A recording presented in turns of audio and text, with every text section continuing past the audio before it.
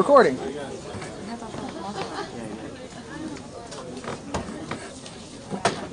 Good afternoon, everybody. My name is Sandy. I'm the Community Relations Manager here, and I want to welcome you all to Barnes & Noble in Little El Cerrito, which most people have never even heard of before. And I know you've come from all over, and we really, really appreciate you being here. It's a beautiful day in the Bay Area. There's so many other places you could be, so thank you so much for being here with us today.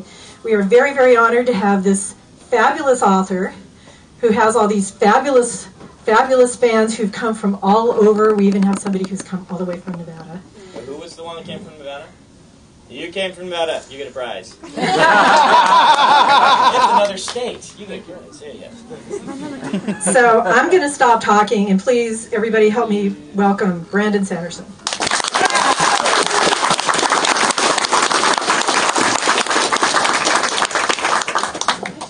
Thank you very much, guys. So, what I'm going to do today is I'm going to talk for maybe about 10 minutes on a topic that I've been thinking about. You know, you give me a podium, I'm university trained, I will soapbox. So I'm going to soapbox at you for a short time. Oh, I'm sorry, you're filming. This is going to be hard because I wander. But after that, we'll do a Q&A. And everyone who asks a question will get one of these things. So what are these? These are figures from the book. You can punch them out with a little stand-up, so you can like put them on your cubicle or whatever, or make them fight with stormtroopers or something. And then on the back is a code that has a longer version of the reading that I'm going to be doing. So be thinking about questions. And by the way, I throw these, all right, when I give them to people, and they fly real well, sometimes too well, like that. So just be warned. I can be kind of dangerous with my little like nerdy ninja star things here. And then after that, I'm going to do a reading. The total of this will take about an hour for all of it. So if you're just here to get the book, I did pre-sign a stack of them. They're behind the registers. If you're like here for a friend and they sent you, and you're like, oh no, I'm going to have to wait for an hour while he just blabs, you can always go pick up one of those. And they're already pre-signed, and you can take off. After the signing starts, I move at about 50 to 60 people an hour. So I don't know how they're going to be calling you up, but it looks like there's about 100 of you here, so it should take us about 2 hours, maybe a little bit longer. All right? So, my topic. Would somebody be willing to... Oh, will you shuffle those cards for me? So I've been thinking about something lately. And it relates to a story I have to tell from when I was younger. It was about a year or two after I published Elantris, my very first book. I was at a party. It was a party that a friend was throwing, and they were they were taking me around and introducing me to people and things like this. And so she introduced me to a friend, and this friend said to me, "Oh, Brandon, what do you do?" And I said, "Oh, I'm a writer." And they said, I've been waiting for this moment, I'll tell you honestly. I'd been waiting, and she said, "Oh, so you're unemployed." I'd been waiting for it because for the 10 years previously, I had been a writer and, writing books at the graveyard shift at the hotel where I worked, and I spent many years and many books being unpublished, and finally I could answer this person and say, "No, I'm not." Actually, I had a book come out and it's doing very well. Yet I think about that moment. I think back to it, and I think there's something wrong there. There's something problematic about the way we talk about creativity and creative and artistic pursuits. Let me get those cards back from you. I'm not going to do a magic trick, despite what you may think. So, deck of cards. Just had this young woman shuffle them for me. Do you guys know that every time you shuffle a deck of cards, statistically, you have just created something that the universe has never seen before? That arrangement of cards, congratulations, you just created something brand new. The world, the universe, has never seen this arrangement of cards before, ever. That will relate in a few minutes here. I feel that human beings, we are creative individuals. There's just something innately creative about us. My mother always says that she's not creative. That's she doesn't know where I came from. She's an accountant, and she will say that if there's like a church activity where they're gonna make doilies or whatever, she just runs the other direction, right, as fast as she can go. She wants nothing to do with this creativity stuff because she thinks she's not creative. And this is part of this discourse that we have, that we think that some people are creative people, some people aren't, and yet there's this sense that those who think they are creative or dare to spend their time in creative pursuits are in some ways wasting their lives. As an example of this, you might have friends. I have friends who play basketball, once a week or twice a week or something like that. When they get done playing basketball, they don't go home and have people say, "Oh, you play basketball, huh? When are you going to be in the NBA?" It doesn't happen. And yet, writers, if you say, "Oh, I'm a writer," the first thing people are generally going to ask, at least my experience was, "Oh, when are you going to do something productive," meaning earning money, "off of this writing thing?" And it makes me wonder, why can't we have people who just want to write like someone else wants to play basketball, right? Just because it's good for you, just because you enjoy it, just because it challenges your mind. Has anyone here read The Picture of Dorian Gray? It's a great book if you haven't read it, but what I love about it actually is the prelude, the introduction. If you haven't read it, it's 1 page long, you should go read it. And in it, Oscar Wilde talks about what the use of art is. And it comes to this kind of snarky conclusion, which is very like him, that the purpose of art is to have no purpose. If it has a purpose, other than just admiring it, then in some ways that has become lesser art to him, because the only purpose of the art is to be art. And while I'm not sure I 100% agree, I do this for a living. I think it has a purpose of feeding my children. I'm happy that it does. At the same time, I think that our artistic pursuits as people, it's okay to just do it because you love it.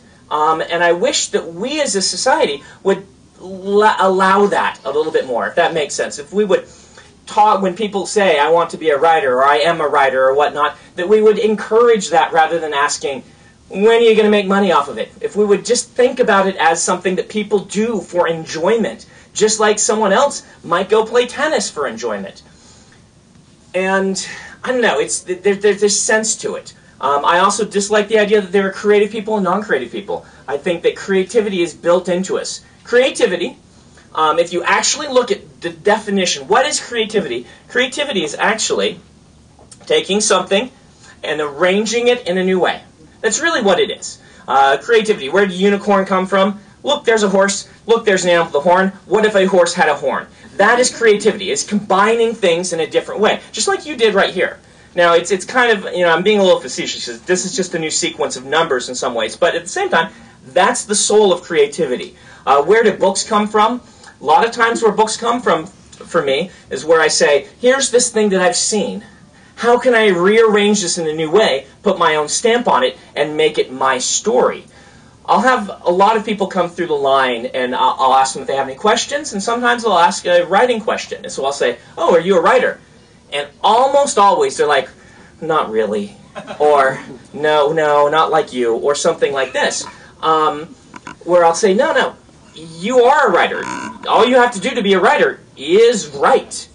All you have to do to be a golfer is go golfing, okay? All you have to do to be a writer is spend your time working on your stories. And people will say, well, one of the big things that attacks us with our self-esteem as artists is this idea of, what new can I add? And my response to that is this. People have different sort of ideas on how many stories there are out there, right? I don't know if you've read these essays, but people will say, there's really only 5 stories, or there's really only 3. I don't know where they get these numbers, but they come up with a number, like a small number.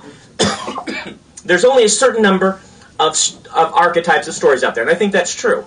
What we're doing when we're writing books is we're not telling a brand new story. What we're doing is we're taking a story, rearranging our way, and it's us that makes the story individual. It is our take on it, our perspective, our shuffling of the cards, if you will, to create something new that the universe has never seen before out of things that it has seen before.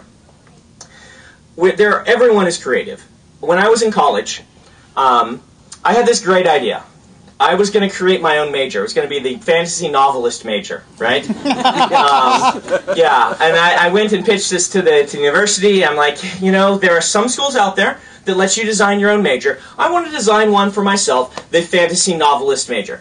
This was Brigham Young University. They said, no, we don't do that here.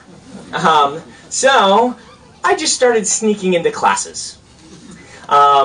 I figured to be a great fantasy novelist, I would need psychology. By the way, upper level abnormal psych classes, super cool. Yeah, someone's taken those. They're so cool. I would need physics. I would need geography. I would need history. I need all this stuff that was too broad based to fit into a single major. So I took the classes they'd let me, and the ones they wouldn't, I snuck into. And usually the professors thought that was awesome. I eventually ended up using this in a book, by the way. If you've read The Arithmetist, there is a young man who sneaks into classes that he's not allowed in. That came from my own life when I was sneaking into classes. And I was going to see if my friend Ryan is here. He's from the Bay Area. He's the one that was a psychology major, and I snuck into so many of his classes. That's where I learned about the cool abnormal psych classes. But so I'm taking all these classes. I'm doing all this weird stuff. One of them they actually let me take was a beginning programming class. For you programmers out there, Pascal. Or is it Pascal? Pascal.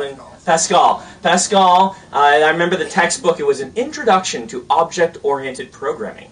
And I had a very weird experience with this. In that, I would go to school during the day, and then I would go home and crash, and then get up and go to work at 10 p.m., and then I would do my homework, and then I would write all night. I always was a good student. Well, sometimes. I usually did my homework first.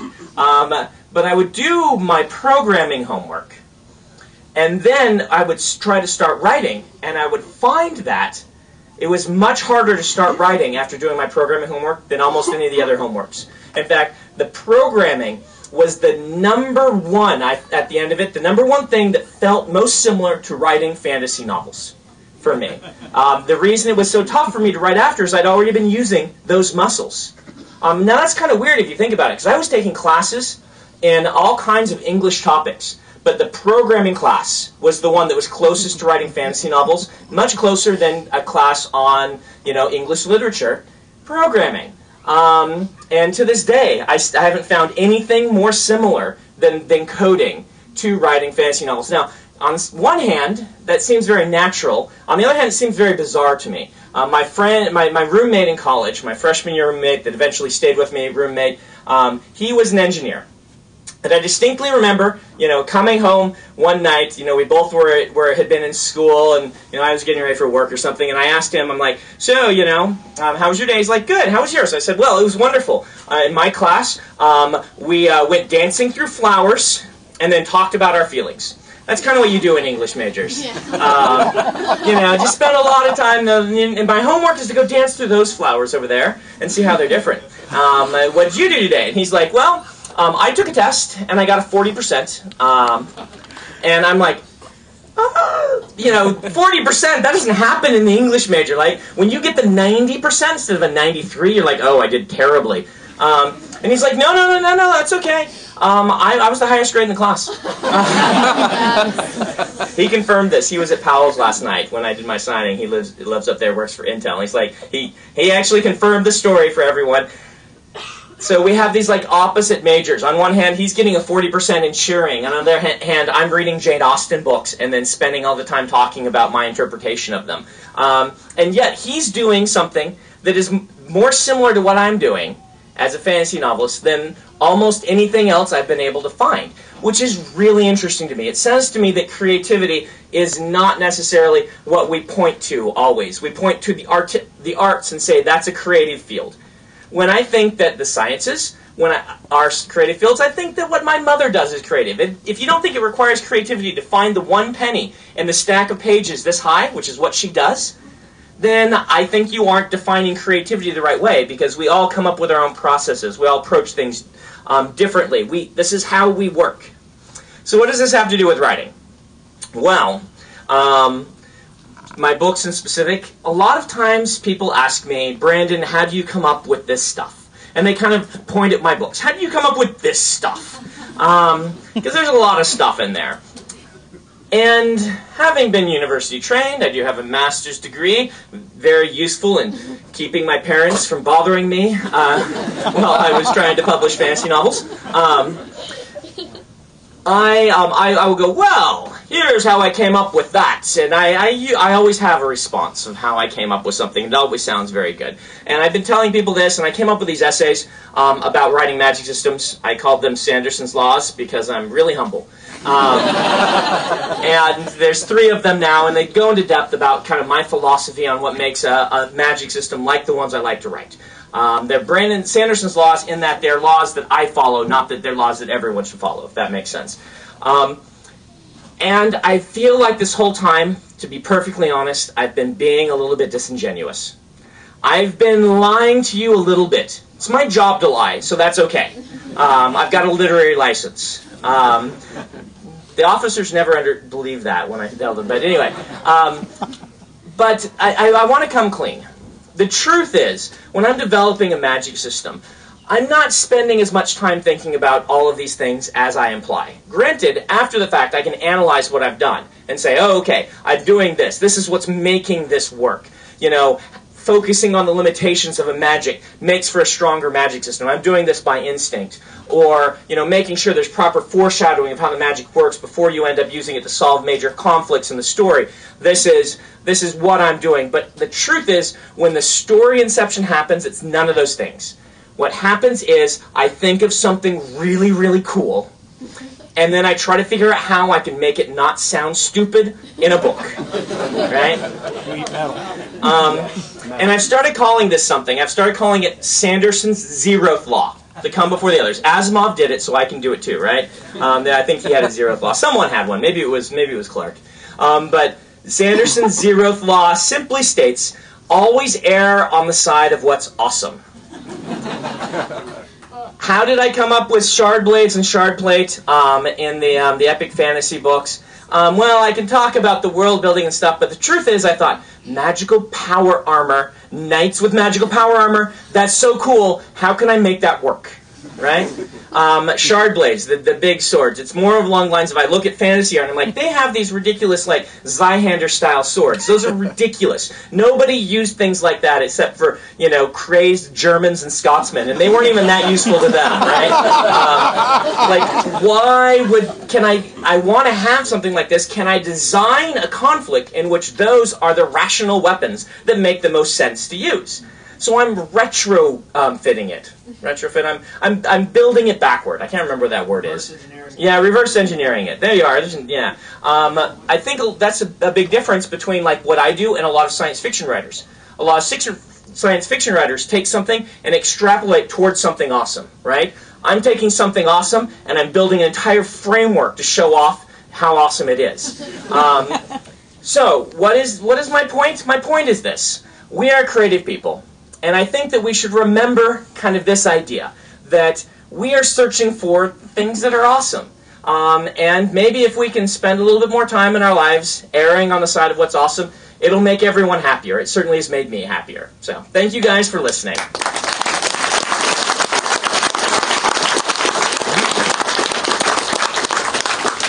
All right, we're going to do the Q&A now, and we are going to do it by group, okay? This will keep it. So I'm gonna look one direction, not the band. I'm going to look a certain direction, and I'm going to call on the people in that group. Then I'm going to look a different way and a different way. That way you don't have to be like raising your hand every time when I'm looking the other way. So we're going to start kind of with this crowd over here. Yeah, what's your question? White Sand. I know you're working to convert it into a graphic novel. Yes. How close is that graphic novel going to be to your initial... All right, so the question is about a book called White Sand, which is one of my unpublished novels. I wrote 13 during the days when I was trying to break in. Several of them were good, but not great. One of them was great, and that was Elantris, the one I published. A lot of practice novels in there, and then some that with some revision could be very good. One of those, the best of them, is called White Sand. And some in fandom have read that. They know, I mean, if you really want to read it, it's not up to the par of my current book. So read all those first, my posts. But if you run out of stuff to read, you can email me and I email it to people, just through my web form. The book is actually pretty decent. There's got one major flaw, which is that it's really about 100,000 words of story stuffed into 200,000 words of book. Right? I hadn't quite learned how to do pacing quite as well, and the characters aren't quite as complex as the ones that I write now.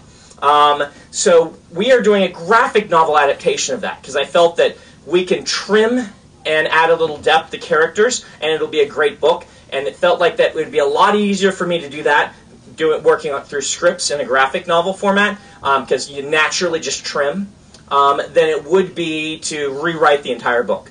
And so we're doing a graphic novel. I'm doing it with Dynamite, who's put out a lot of really solid adaptations. It's one of the things that they do very well. They've been a blast to work with. Their illustrator is excellent.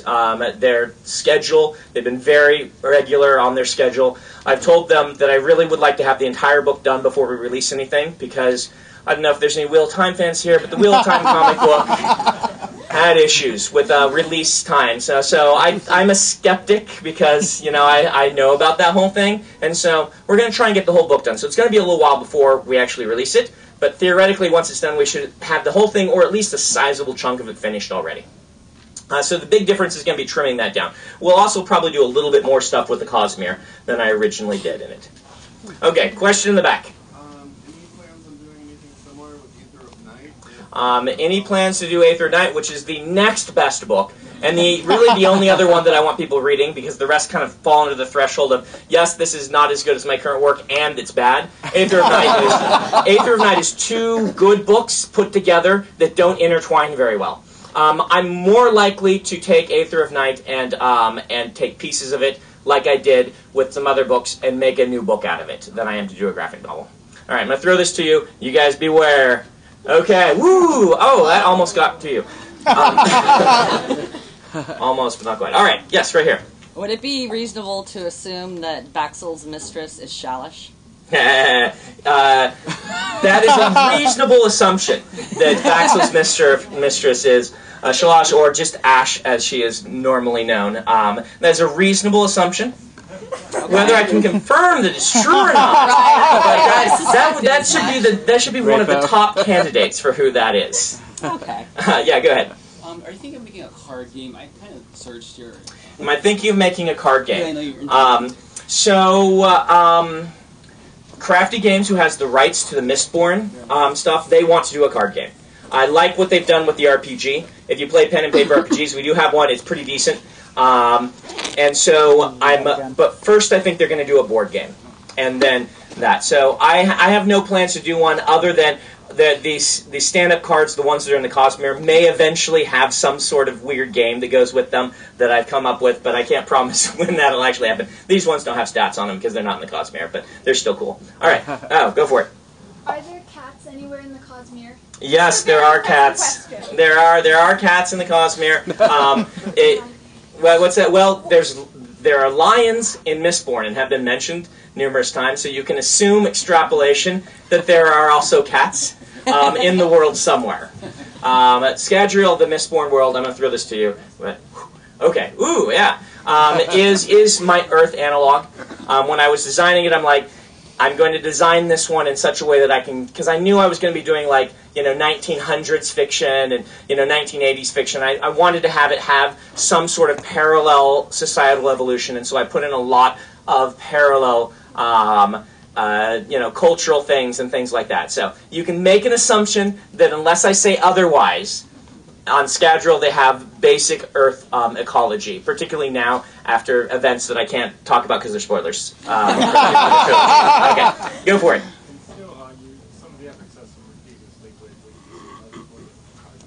How did I come up with the weird weaknesses for the epics and Steelheart? Honestly, this is rule 0. I'm like, one of the things going on with Steelheart is, number one, it has to fit the structure of the magic system, which you find out in book 2, why people have weaknesses they do. But number 2, I'm like, I need to be coming up with some way to keep this a little more lighthearted, because it really is about a bunch of people running around assassinating other people. So I didn't want that to get too, like, dark, if that makes sense. You know, I'm not really a grim dark writer, so I wanted to come up with some things that added just kind of played into the fact that superheroes at their core are kind of ridiculous, right? I mean, the whole genre, I love it, but it's a little ridiculous. And so part of this is just buying into all of that. Some of them it's just because I thought it was cool. All right, we'll do right here in the front. Do you have any idea of which book of yours might make it to the movie theaters first? Which one might make it in the movie theaters first? Oh, hey, I hit him. He can have that one. I'm going to throw you there. When I nail somebody, I feel like I had to let him keep it. So right now it's going to be a race, because I would say that a lot of things are kind of equal footing, because most of my options that we had for films lapsed last year, and then we resold them. So we're kind of starting from scratch on everything. We sold Legion again, we sold Mistborn again, and we sold The Emperor's Soul shortly before. And then we sold Steelheart like on Friday. Okay? Nice. So it's kind of the Steelheart had been optioned, and they let it lapse. And Mistborn had been, and Legion had been. So we've got 4 new companies basically working on it. But like every time we do this, my profile as a writer has raised to the point that we like get a better crowd, if that makes sense. Like the Steelheart deal, I'm really excited about it. I love the producer. He's the guy that did. You guys see Real Steel? You ever see that? The Richard Matheson story that got adapted. I loved that. I thought this is one of those movies that I watched expecting to be dumb, and it was great. But he also did the Nightly Museum stuff and things like that, and so I'm really excited about that. But the Mistborn script treatments are excellent. The best treatments I've gotten. And what that means is that's what you write as a producer to give to a screenwriter to then write the screenplay. And then after that, you get the stars attached. And after that, someone finally gives you money and you make the film. So we're still a long ways away. But the treatments are really good. And then, you know, the guys who have Emperor's Soul are super enthusiastic. They're DMG. They made the Iron Man films with Marvel. Nice. They're super enthusiastic, and they went down the Cosmere rabbit hole. They bought it, and then they're like, "Who is this? Let me see this deleted scene about this guy named Hoyt." So I gave it to them. They read that, and they're like, "Wait a minute!" And then they started reading everything, and so they'd come back to me like, "So, the Sanderson cinematic universe." So I don't know what's going to happen with that, but you know, there's lots of discussion about things like that. And they've been talking to the Mistborn guys, and so, but this is all very new, meaning it's all, you know, we're at the preliminary stages of all of it. There's like nothing I can officially even announce other than these people have bought these rights, these people have bought these rights. Maybe we'll get something made eventually. I've gotten really close before and it hasn't happened, so who knows. All right, Dude in the Hat. Can you talk a little bit about writing your action sequences? Writing action sequences, all right. Oh, whoa! Hey, nice dodge! I already hit him once, so he knew to dodge. I've actually hit people before, and they say they don't hurt, which is why I keep doing this. But maybe they're just being nice to me. So, writing action sequences. The trick to writing an action sequence as a novelist is to not try to do what Hollywood does well on the page. Instead, do what a book does well. What I mean by that is, you know, I can watch, I assume most people can, like Jackie Chan. He just can fight for an hour, and I'm loving it. He can introduce physical comedy into it, and he's just, the punches and stuff, it's just great. The blow-by-blow is fun. But if you tried to write a blow-by-blow in a book, you know, he punched him, then he kicked him, then he punched him really hard, and then he jumped over and kicked him, and it would just get boring. And so the way I think to write an engaging action sequence is, number one, make sure the reader knows very soon on what's at stake and have them care about what's at stake. Number two, get them inside of the head of the character and show what the character's thinking, feeling, and what connections they're making. In other words, make a fight sequence into a puzzle. Your main character's got to solve this puzzle in some way, and maybe the way to solve that puzzle is just stab a whole bunch of people really hard, you know. But, you know, you want to follow that thought process and have motion in the scene that involves the characters desires, goals, and thoughts and things like that. And you'll have a stronger written action sequence in that way. It's the sort of thing that movies can't do. They can't show you the thoughts unless it's David Lynch doing Dune, and then if you've seen that movie, you know how that turned out. It's really weird. So anyway, all right, I'm going to do this guy, and then we're going to move on to this group. So go ahead. In the words of Radiance, you have a great line which says, "Careful planning is the water which nourishes creativity." And I was wondering, when you wrote that line, were you specifically thinking about novel outlines? So there's a line in Words of Radiance that says, "Careful planning is the water which nourishes creativity." Was I specifically thinking of outlines? So when I speak most lines like this, I'm trying to speak through someone's eyes. That's Navani, I believe, who says that. Am I right? Either her or Shallon. Yeah, and it's the idea being that that's the way they perceive it. There are other people who would disagree. Now, I am a planner, so I understand that mindset a lot. I use a lot of outlines. There are other people who don't plan at all, and their books still turn out awesome. And so I think there are a lot of different ways to be creative, but I don't think that that Navani thinks there are a lot of different ways, if that makes any sense. She has a different perspective on it, perhaps. All right, here we go. All right, this is the last time you guys will have to dodge, all right? I'm going to try and throw it high so that, ooh, there we are. Okay, that was good. All right, right here. I know you have an immense amount of your own work lined up for the future, but have there ever been talks or thoughts about revisiting the Wheel of Times? So, question is, any thoughts of revisiting the Wheel of Time? Okay, I'm going to throw this one, but not very hard, because he's close. Okay, so Robert Jordan was very uncomfortable with the idea of people writing in his universe. And to the point that if you read interviews with him, people would ask, "So what happens if you die?" And he would say, "I will order my hard drives to be bulldozed into a landfill and never accessed." He changed his mind at the end, partially because of prodding of his wife, who wanted to see it finished. And he said, I do want you to find somebody. But for those of us who know how uncomfortable he was with the idea, I just, from the beginning, when I sat down with Harry in 2007 or 2008, where we were talking about this, I'm like, I don't feel that it's right to do any more books. And she said, yes, I agree with you. And so we presented a united front because the publisher wants more books. They always want more books. That's the publisher's job, is to get more books, right?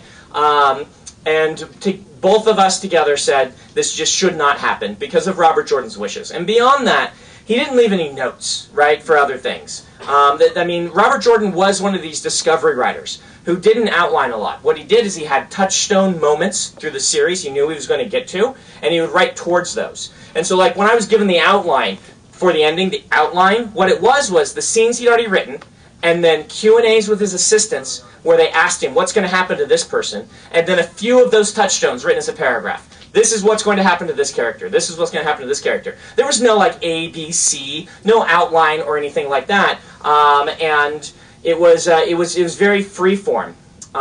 Anything else we would have to do, like he left 2 lines about what happened, what he was going to do for the sequel trilogy. It would have to be so much me that I don't think it would be appropriate. Now, I can't speak for Harriet and the estate. Maybe they will change their mind on that. It's certainly stranger things have happened, and if they do, I will support them and say go for it, but I probably wouldn't write them myself, just because I don't think it would be appropriate. All right, we're going to go way in the back, okay? So, on the same topic, what about a movie? I do think that a movie could happen. I think a television show is more likely. From what I've heard out of the rumblings of the people who own the rights. But it is a very difficult thing to adapt, and so we'll have to see. Like the Sword of Shannara television show is being done. I think they're doing Elfstones first. See how that does, and things like this, and see if anyone other than George can get a really great fantasy television show made. And if that happens, it will certainly increase the chances that Wheel of Time will get made. All right. Okay, I'm really worried about this one, okay? All right, you guys got to be careful. All right. Whoa, there we go. I'm getting better. All right, right here. So this may be straightforward, but in Dalinar's Stone Keep vision with the Radiants when they discard their shards, are they doing that to any entity in particular, specific? Definitely a Raffo. All right, here you go. There you go. Woo! Oh, I almost got to you. Okay. So behind that guy. Yeah. So like last month, you posted a picture of your Dropbox, right? Yes. Folder that was rented out. Is there anything you can tell us about that yet? Yes. So I posted a picture of my Dropbox, and I just happened to have crossed out one of the folders. What can I say about that? You'll know eventually. The name? There's not a whole lot I can say about it because its mere existence is a spoiler to people who haven't read certain other books. And so that's the reason why I crossed it out. What's that? I can't say either way. Its mere existence is a spoiler. And so you will find out eventually, but it is definitely a little side project that I may or may not actually ever finish. Okay? So, all right, here's your book, or here's your card. All right. Woo. Whoa. Oh, all right. Okay, dude in the Infinity Blade armor, I have to call on you. What am I reading right now? So, I most recently finished The Martian by Andy Weir, which is big thumbs up. It was fantastic. By the way, he has a potty mouth, so kids, be aware. But fantastic book. After that I read Naomi Novik's new book, which comes out in June.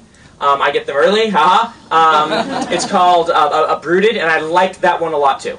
Those were both very solid. Otherwise, I'm reading. Let's see. I've got like a couple. Oh, The Immortal Life of Henrietta Lacks. Yes. Read that and really liked that. So those are my reading. Those are the three. I read those all in December. So right now I'm reading Raising Steam, Terry Pratchett, one of my favorite writers, and I'm also reading Peter O'Roulean's second book.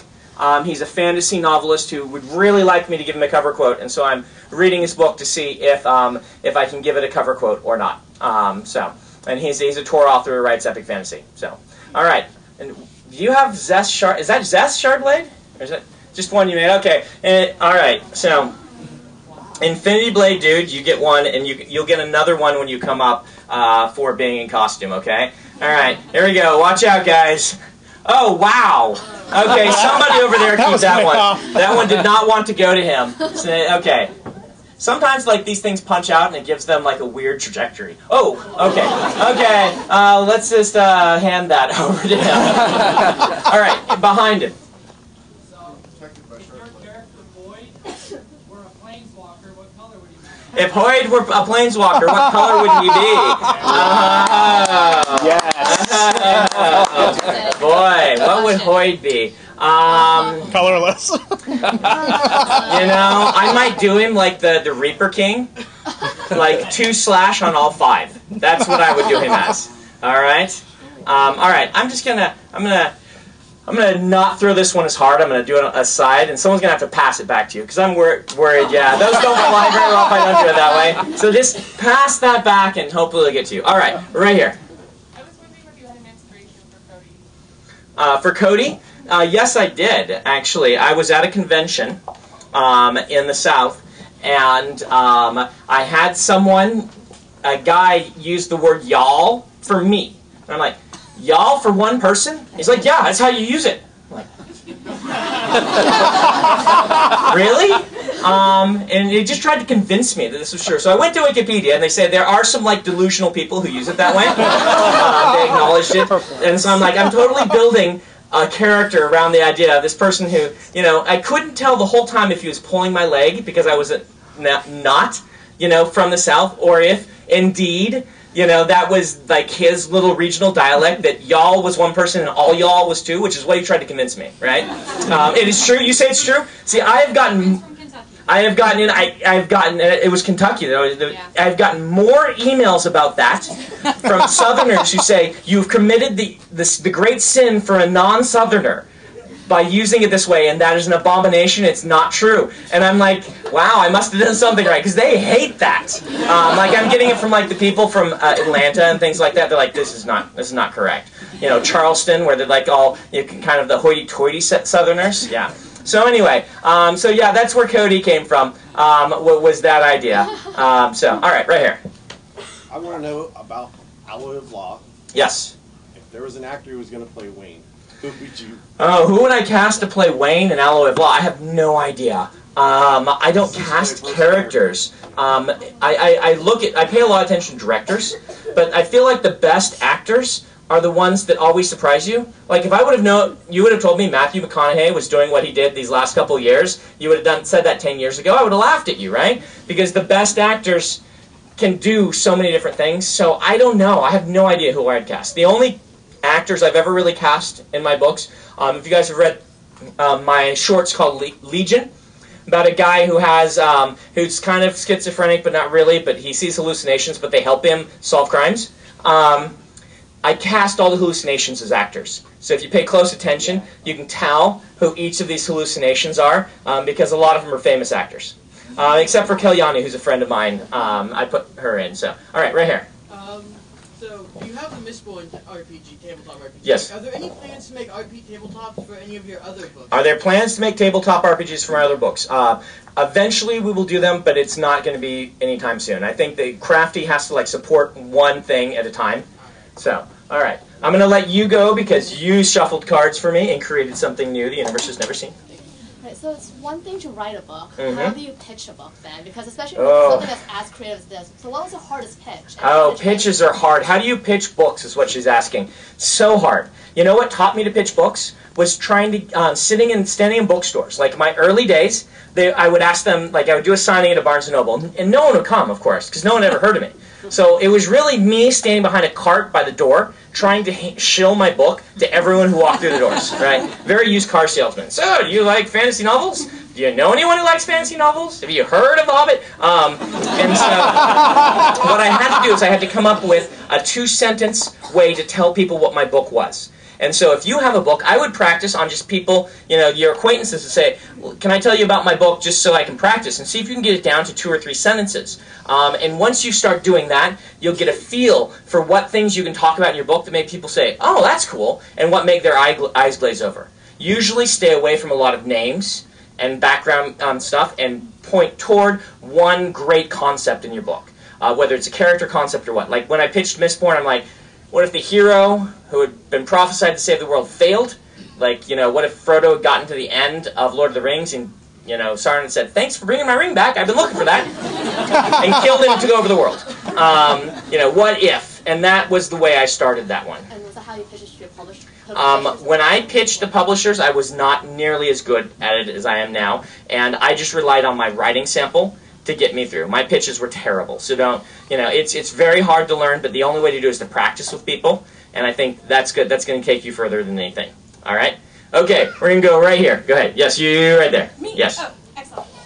So Seth Sanson-Villano is one of my favorite characters. Oh, yes. And I was wondering how, he's so complex, right, which is why I love him. What was your inspiration for him, and how did you get all those amazing layers of... What was my inspiration for Zeth? Yeah. Boy.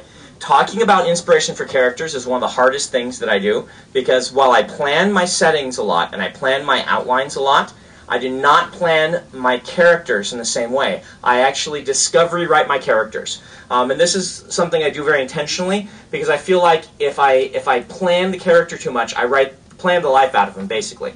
So when I have a plot, I then cast a bunch of people in it. Like I'll write a chapter with someone, and then I'll throw it away, and I'll write a chapter with a different personality. And I'll write it, and I'll do that until somebody clicks with that plot. And once I know who they are, I usually rebuild the outline to fit them. Kind of the character has veto power over the plot that I've designed for them. But I just keep casting people in the roles. And with Zeth, I think it was the whole idea of when I was building Roshar, I'm like, all right, so I know there's going to be a place where there aren't any rocks. The rest of the world is all about this kind of stone sensibility to it. And so I'm like, well, what if for reverse these people worship stone? What if stone were holy? And so I kind of built out of that. It was his kind of religious ideals that came first. All right, right here. Brandon, thank you so much for your insight and sharing. I was wondering what is you may have the most unforgettable frustration ever since you become a writer? Most unforgettable frustration since becoming a writer. Here, boy, I would say that as a writer, since being published, the #1 frustration is that sometimes I have to meet a deadline instead of just going off and writing whatever bizarre thing I want. I still do that a lot, but once in a while I got to meet a deadline, and I've had to train myself to be like, no, now I'm writing this book, and I have to be creative and excited about that book. And I can't write until I get creative and excited about it. So it's that trying to get myself to make sure that I'm creative and excited about a book. That's very difficult. I would say that touring is also, it gets very exhausting. I was surprised by how exhausting going on tour a lot can do. We've mitigated that by keeping me from having to get early mornings. When I don't have to have an early morning, I'm much more chipper. I'm not a morning person, I'm a night person, and numerous days in a row with not enough sleep can make me a zombie. So, but yeah, so those two things. All right, we're going to go in the back, the young lady in the green. If you could have any of your powers from any of your novels in the real world for Oh. yourself, which one would it be? Which power would I have from... I would definitely be an Allomancer. Because all the metal we got around here is steel pusher. So I would just coin shot. I would jump all over the place. It'd be super cool. That's not the smart one to pick. No, because there are ones that would be like, this will keep you alive, or whatnot. Or, let's be immortal. That's what, But no, I'm gonna push on metals and fly, right? All right, here we go. Ooh, okay. All right, in the way back. Sure, yes. So, I'm asking a question for my little sister.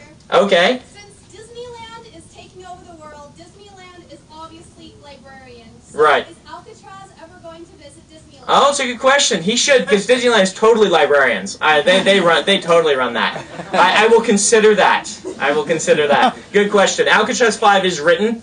We're re-releasing the Alcatraz books with new covers and new artwork and all sorts of cool things like that starting January of next year, and they will run straight through to the 5th book, which will come out in the summer sometime. All right, here we go. It's kind of be careful, guys. Okay, whoa. Okay, all right, there we go. Okay, we got to go over this side. I'm sorry, I'm running out of time. Okay, go ahead. You've developed so many worlds and so many magic systems. How the hell do you keep them all straight? How do I keep everything straight? All the worlds of magic systems. I use a wiki. You don't do your worlds all at once either. No, I jump around. I use a wiki. I use a personal wiki called WickedPad. You can't access it. It's only mine. And it keeps it's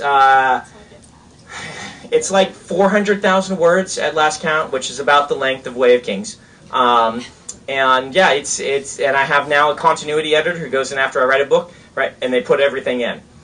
So yeah, that's my method. Though, I'm kind of scatterbrained. I will forget my keys. I'll go to the airport without my wallet and have to talk my way through security.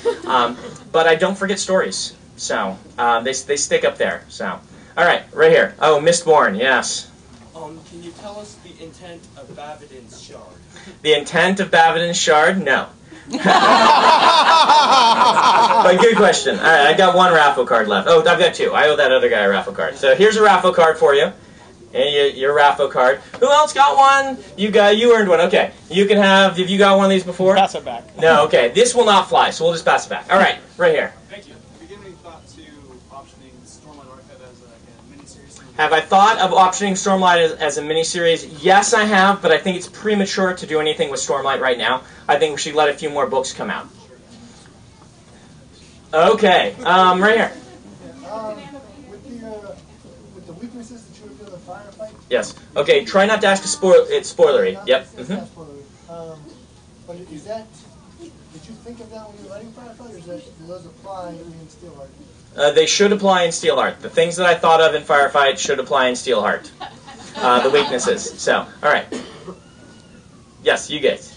Who's your favorite epic? Who's my favorite epic? I can't answer that. You can ask me that when you come to the line, because I answer it for anyone who hasn't read the books. It will be a spoiler. Because someone you don't know is an epic. All right, there you go, right here. Oh. Sarah seems to switch forms a lot more than any of the other bonded Spren. Yes. Is her default human, like the little human woman? Or So does she not really have one? is Syl's default the little human woman, or does she not really have one? You will find out more of that eventually. All right, right here. So in Stormlight, how the hell does a society work with one object standing for both the currency, the magic system, and light and power? How do things work in Roshar with the one thing standing for the economy, the magic system, and what was the third one? Lighting up everything. And lighting up everything. They would ask how you could possibly have 3 different things for that, because it makes no sense to them. It totally functions, I think. The big distinction is you can't use Stormlight for lighting if, like, that's something for rich people, right? Like, you'll see poor people using candles and whatnot. Because hanging out your spheres, not a smart idea in some other places. But, you know, there are spheres that are low light level that are worth about a candle or so. So if you could put a candle out and someone can just swipe that, it's worth the same amount, right? So there's really no difference between putting out a candle and that. If you're going to put out a lantern, you can put spheres in it and lock it up. So, all right, I'm going to do 2 more. Yes, young lady right there.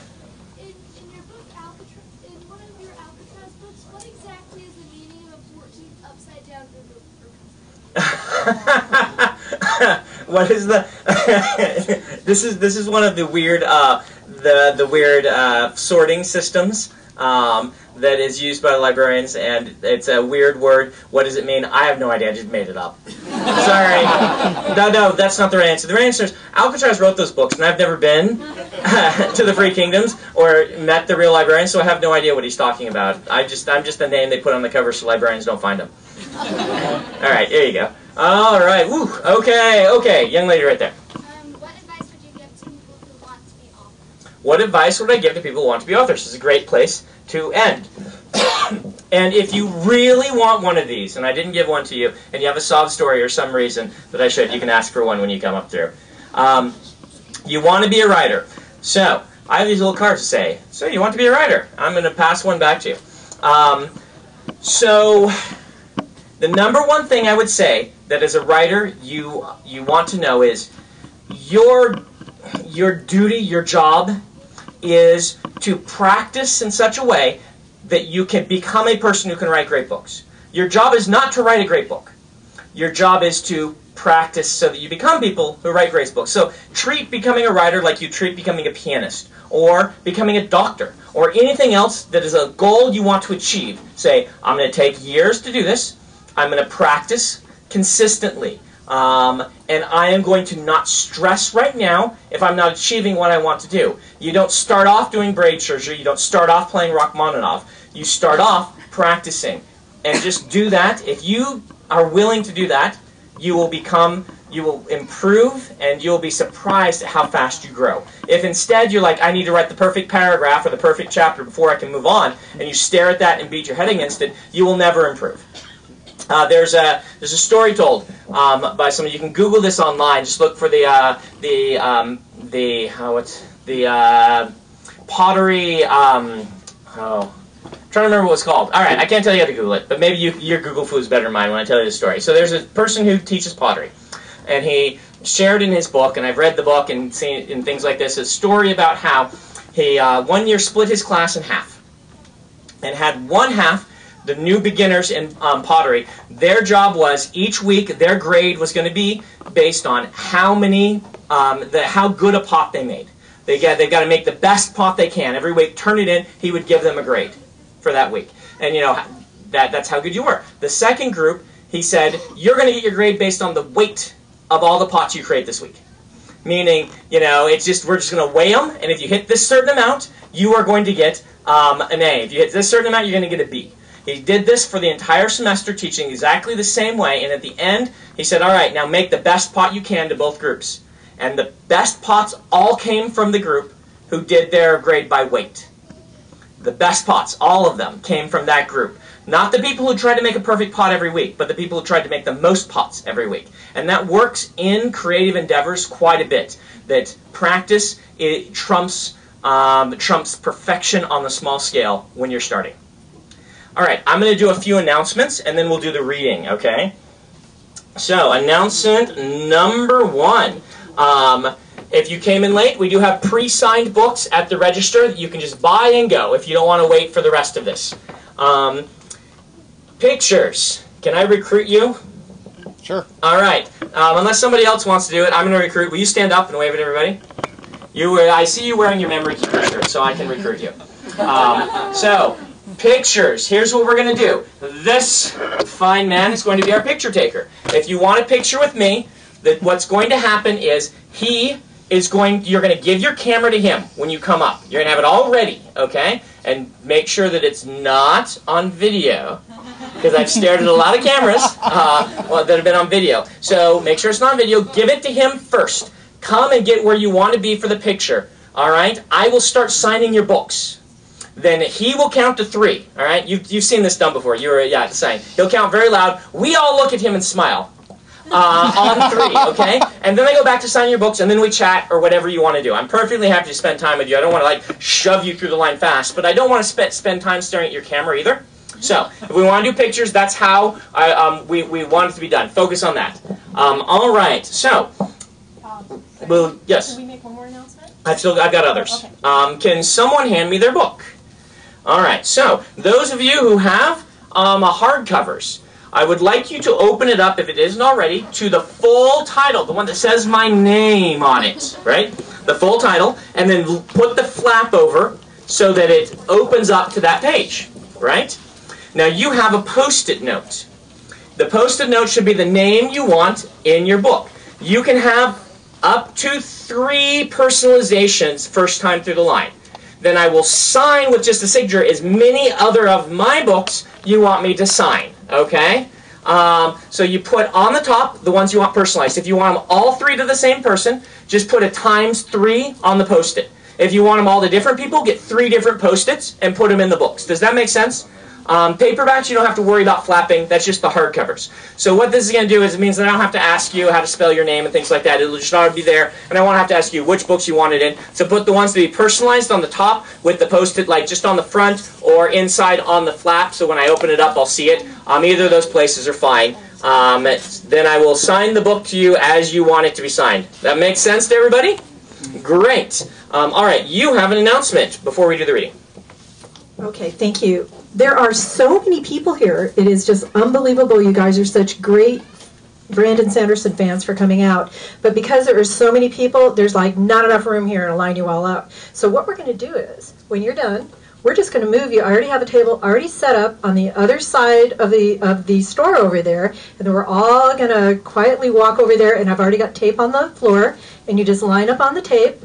And then we'll do exactly what Brandon said, only we're going to do it at the table that looks just like this over on the other side of the store. What about excellent. Can we have the people seated go first? Exactly.